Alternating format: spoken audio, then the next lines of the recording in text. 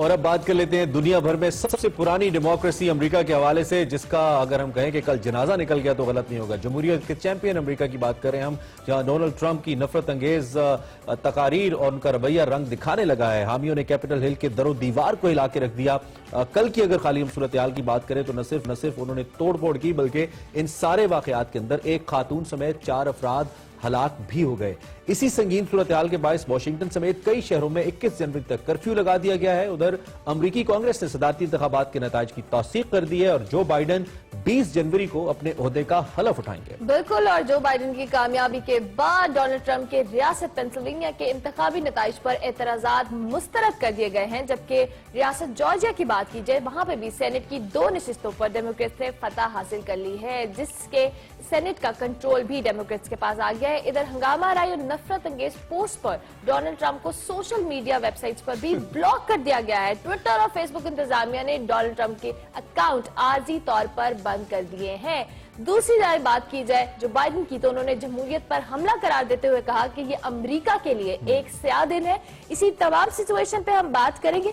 हमारे साथ होंगे बिलाल लाखानी, जो हमें बड़ा जबरदस्त देते हैं और जब भी हम अमेरिकन इलेक्शन से लेकर अब तक जो नताइज तक का मरहला है और जब भी हम बात करते हैं। Bilal, welcome to the show. Thank you so much for joining. आपकी तो गुड मॉर्निंग नहीं है, पर हम आपको गुड मॉर्निंग विश करेंगे। सो क्या आपके पास अपडेट्स है, ट्रंप माने कि नहीं माने? जी, आज की जो सबसे बड़ी ब्रेकिंग न्यूज है वो यही है कि सदर डोनाल्ड ट्रंप साहब का सॉफ्टवेयर जो है वो फाइनली अपडेट हो गया है। उन्होंने अपनी इलेक्शन में हार मान ली ही है। याद रहे, वाह, अच्छा, पिछले 2 महीने से वो वोट को इज्जत दो और मुझे क्यों निकाला की जिद में जो है वो बैठे हुए थे, लोगों को उकसा रहे थे। उसका जो वायलेंस है, जो इलेक्शन के दिन भी हमारी बात हुई थी तो मैंने आपको कहा था मुझे थोड़ी सी कराची जैसी फील्स आ रही हैं कि ये वायलेंस, ये अमेरिका नहीं लग रहा है, ये बिल्कुल लग रहा है कि हाथ से बाहर चीजें जा रही हैं। और कल हमने यही देखा, अच्छा, जो वायलेंस हुआ है कैपिटल हिल के ऊपर। लेकिन अब खैर अच्छी बात तो ये तो बहुत बड़ी, ये तो this is the biggest news for the time being. सबसे बड़ी खबर है, ये ब्रेकिंग न्यूज है जो आप दे रहे हैं कि डोनाल्ड ट्रंप ने अपनी शिकस्त तस्लीम कर लिया। आप ये कह रहे हैं, कैसे की? उन्होंने कोई स्टेटमेंट जारी की है? बिल्कुल, उन्होंने एक वीडियो मैसेज करा है जिसके अंदर उन्होंने अनाउंस करा है कि अब सबसे जरूरी चीज ये है कि जो हो गया वो हो गया।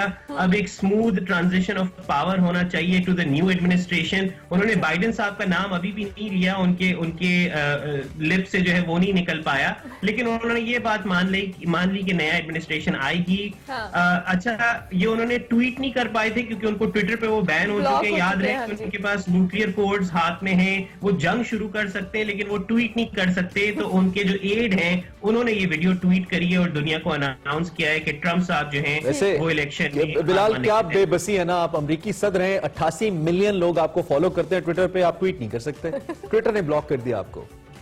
बिल्कुल, और ये काफी कंट्रोवर्शियल चीज है कि प्राइवेट कंपनीज के पास इतना पावर होना चाहिए नहीं कि वो एक सदर को चुप कर सके। देखिए, अभी तो हम सब मानते हैं कि सदर पागल है, लेकिन कल कोई और सदर बने तो हमें कैसा लगेगा कि अगर कोई प्राइवेट कंपनी बोले कि आप बात नहीं कर सकते। अच्छा बिलाल, अभी जो हमने सिचुएशन देखी कैपिटल हिल की बिल्डिंग पर, जिस तरह से हमने कुछ पिक्चर्स भी दिखाई, फुटेजेस भी दिखाई, ये जो हंगामा राय हुई, इसके बाद हम ये एक्सपेक्ट नहीं कर रहे थे कि अमेरिकन एक जो केले स्टेट जो डेमोक्रेसी की केले अलंबरदार है, उनके यहाँ पे इस तरह का रवैया देखने में हम एक्सपेक्ट करते हैं ये पाकिस्तानी सियासत में या कोई हम दीगर कंट्रीज की बात करें, लेकिन अमेरिका में ये सब हुआ क्या? अब आगे सोल्यूशन अब मान तो गए ट्रंप, इसके बाद क्या सिचुएशन हमें देखने को मिलेगी? बिल्कुल, ये निशानदेही करती है अमेरिका की कमजोरी की। ये एक वजह नहीं है, ये एक निशानी है कि अमेरिका कितना कमजोर हो चुका है। अभी आजकल कुछ मीम्स भी चल रही थी ट्विटर पे कि अमेरिका में ये होता है तो पाकिस्तान में ये होता है। जिस तरह अमेरिका में कहते हैं मुझे आपसे शादी नहीं करनी, पाकिस्तान में कहते हैं मुझे इस तक खारा नहीं आया आपका। तो इस पे पाकिस्तान जो है वो काफी हम लोग अपना मजाक उड़ाते हैं, लेकिन अब अमेरिका को भी अंदर देखना चाहिए, झांकना चाहिए कि अमेरिका में 40 मिलियन लोग जो हैं वो गुर्बत में रहते हैं। अच्छा बिलाल, ये हम एक पिक्चर है हमारे पास, वो आपके पास भी होगी, बल्कि आपसे ऑफर अभी बात भी हमारी हो रही थी।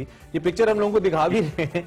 तो ये जो साहब जिन्होंने न्यू ईयर के ऊपर मास्क पहन के लोगों को डराया था, उसको केपी पुलिस ने तो गिरफ्तार कर लिया था। पिक्चर जरा दिखाइएगा जी। और ये जो साहब वॉशिंगटन में घूम रहे थे इस किस्म के हुलिये के अंदर, क्या इसको भी पकड़ा है पुलिस ने वहां पे? लाइटर नोट बताइए हमें। जी इनको नहीं पकड़ पाए। मैं भी एक्चुअली ये पता नहीं लूमड़ी है या शेर है जो भी है, मैं इन्हीं का इंटरव्यू सुन रहा था मिक्सी फॉर्म में अभी। तो वो अपनी कंस्पिरेसी थ्योरी के बारे में बात कर रहे थे। पाकिस्तानी पुलिस ने एटलीस्ट पकड़ तो लिया उनको, इधर तो इनकी खुली छूट हुई हुई है। और ये एक बहुत अफसोसनाक बात है, क्योंकि अगर ये लोग जिन्होंने इतना वायलेंस किया इनको अगर पकड़ेंगे नहीं और अरेस्ट नहीं करेंगे तो मजाक बन जाएगा।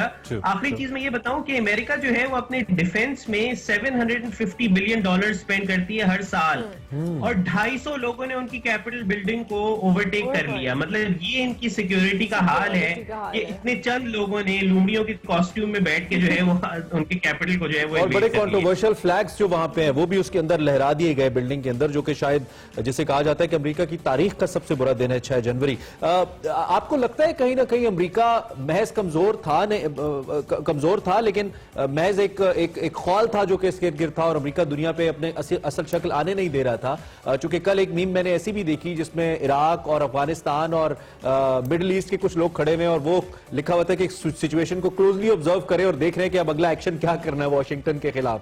तो आपको लगता है कि ईयर टू एक्सपोज था 2020 एंड 21, पहले हेल्थ कोविड को लेकर एंड नाउ पॉलिटिक्स?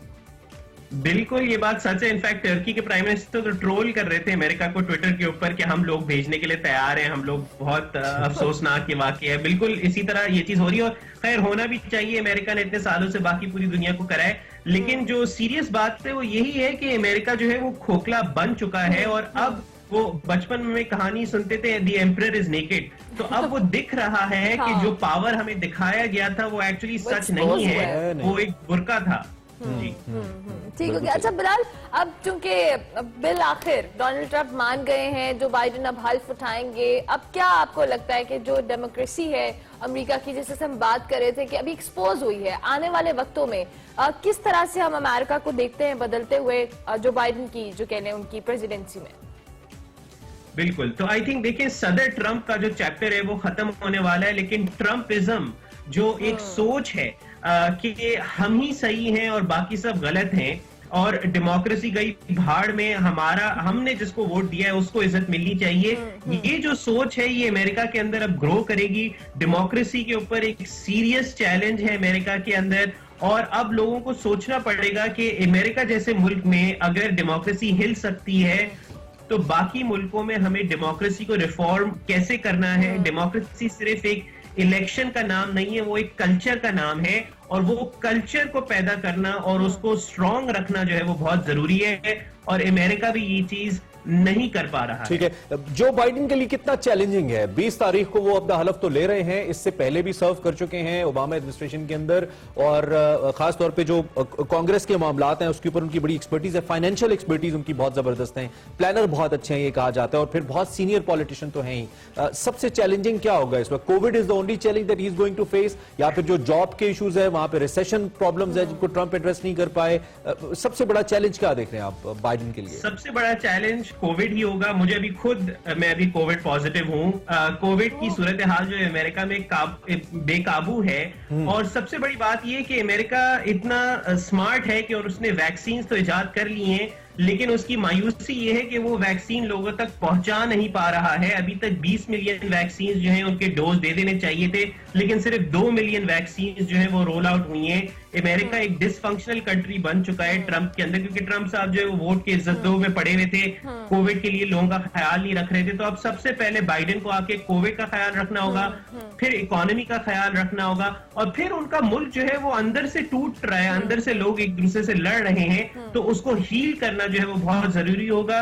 बाइडेन साहब का एक्सपीरियंस तो बहुत है, लेकिन वो काफी बूढ़े हैं, वो इतने एनर्जेटिक उतने नहीं हैं, और उनके लिए ये task of a life time होगा। सिर्फ बाइडेन साहब के लिए नहीं, लेकिन पूरी अमेरिकन जो सियासी ढांचा है उनके लिए ये एक मोमेंट ऑफ ट्रूथ है कि अमेरिका आगे बढ़ेगी या ये कोलैप्स करेगी आगे जाकर। फिलहाल वैसे आपकी एनर्जी से हमें बिल्कुल नहीं लगा that you are Covid positive. We hope कि आप जल्दी से ठीक हो जाएं, और चूंकि अमेरिका में जो सिचुएशन है उस पर तो हम खुद खौफजदा हो जाते हैं, और जब हम स्पेशली बात करें कोरोना की, so hope you get well soon, और आपकी माशाल्लाह एनर्जी इसी तरह से बरकरार है। Thank you so अच्छा much. मैं बिलाल, इससे पहले कि आप जाएं, मैंने एक दिलचस्प सवाल, आपने बार बार कहा ना कि वो कह रहे हैं वोट को इज्जत दो, तो अब मैं थोड़ा सा इसको ट्विस्ट कर देता हूं। मैं ये कह रहा हूं कि क्या 4 हल्के खुलवाने की बात तो नहीं करेंगे और 126 दिन का धरना तो नहीं देंगे ट्रंप? बीच और चले जाए। मैं 2013 में ट्रम्प कह रहे थे 4 रियासतें खोल दें, लेकिन किसी ने खोली नहीं, और अब जो है वो खुलेंगी भी नहीं लगता कि खुलेंगी, लेकिन वो ट्रम्प नहीं मानेंगे। मैं अभी भी कह रहा हूं, अभी उन्होंने सबको चुप कराने के लिए मान गए, ये जैसे ही वो पावर से जाएंगे ये वापस शुरू हो जाएंगे कि मेरे वोट को इज्जत दो, मेरा वोट छीना गया है। अच्छा, मतलब आप धरना एक्सपेक्ट करें ट्रम्प की तरफ से? इस्लामाबाद भी आ सकते हैं, डी चौक आ सकते हैं। सवाल ये कि वो पिंडी जाएंगे या इस्लामाबाद? पिंडी जाएंगे या इस्लामाबाद जाएंगे, इसका मतलब है आप मुकम्मल तौर पे नजर रखे हुए हैं पाकिस्तान की पॉलिटिक्स को भी। अच्छा, बिल्कुल प्रोग्राम के एंड पे इस वक्त आपने जैसा कि कहा कि अमेरिका के लिए हमें देखना होगा कि क्या अमेरिका कोलैप्स करता है बाइडेन के बाद या फिर मजीद स्ट्रांग जाता है। आप एक एनालिस्ट हैं, लोगों से आपकी बात भी होती होगी, थिंक टैंक्स वहां पे बहुत स्ट्रांग हैं। इस सारी सिचुएशन को देखते हुए आप क्या एनालाइज करें? क्या जो बाइडेन वो सारी कमियां पूरी कर पाएंगे अगले कुछ सालों में जो अमेरिका में ट्रंप की वजह से पैदा हुई हैं? नहीं, मुझे नहीं लगता कि बाइडेन साहब कर पाएंगे, क्योंकि जो अमेरिका के मसले हैं वो स्ट्रक्चरल हैं। इधर गुर्बत है, इधर इनइक्वालिटी है। ये वो अमेरिका नहीं है जो हमारे माँ बाप समझते थे कि ये वो अमेरिका है।